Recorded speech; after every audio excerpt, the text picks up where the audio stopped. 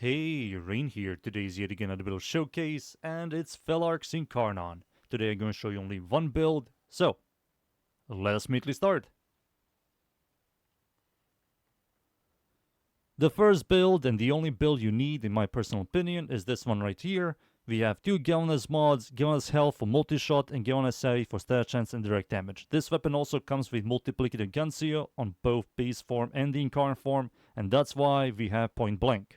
We also have viral damage, electricity damage, magnetic damage and fire rate, and tactical pump for real speed. This only works on the base form, doesn't work on the Incarn form. And that's it. These are the mods.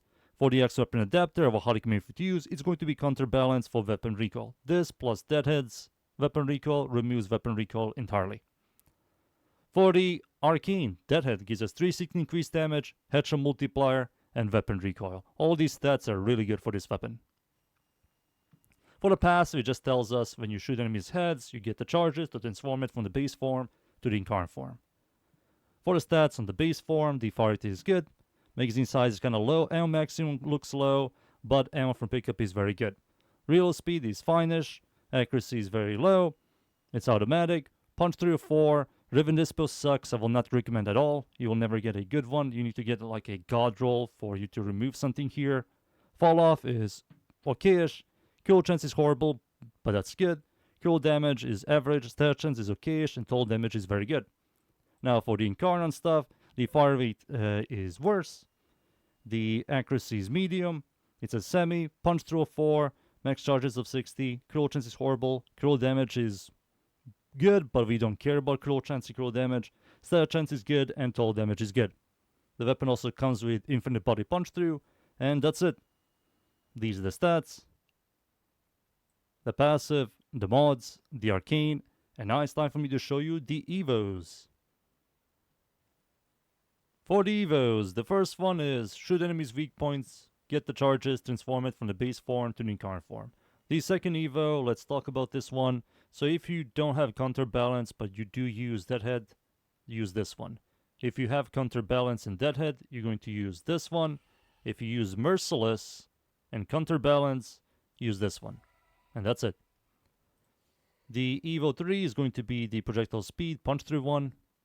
Evo 4, this is a must-have, stash chance, negative critical chance.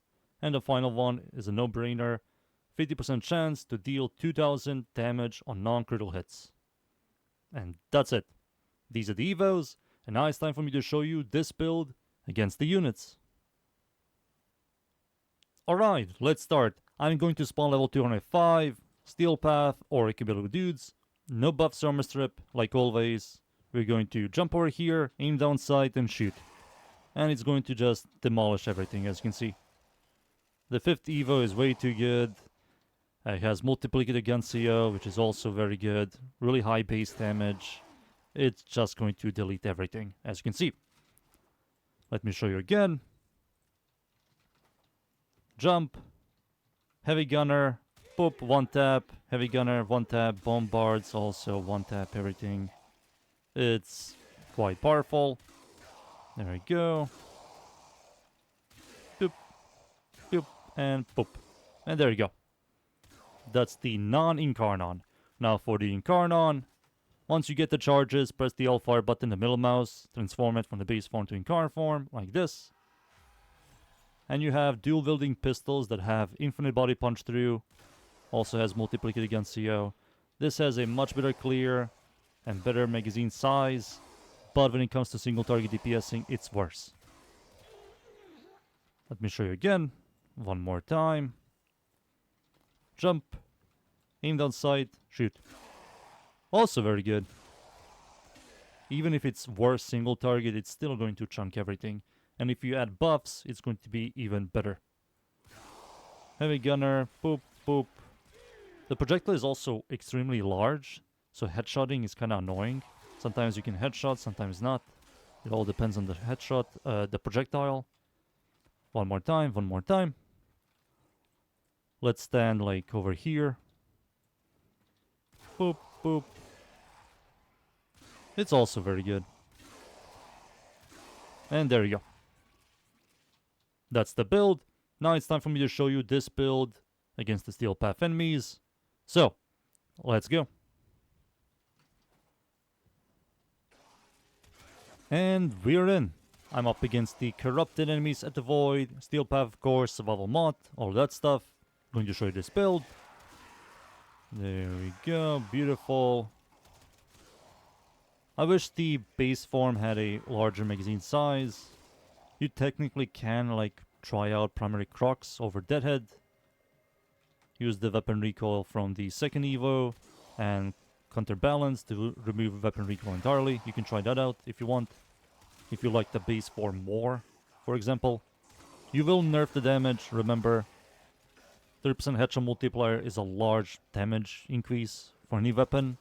And you will also lose the 360 increased damage and all that stuff.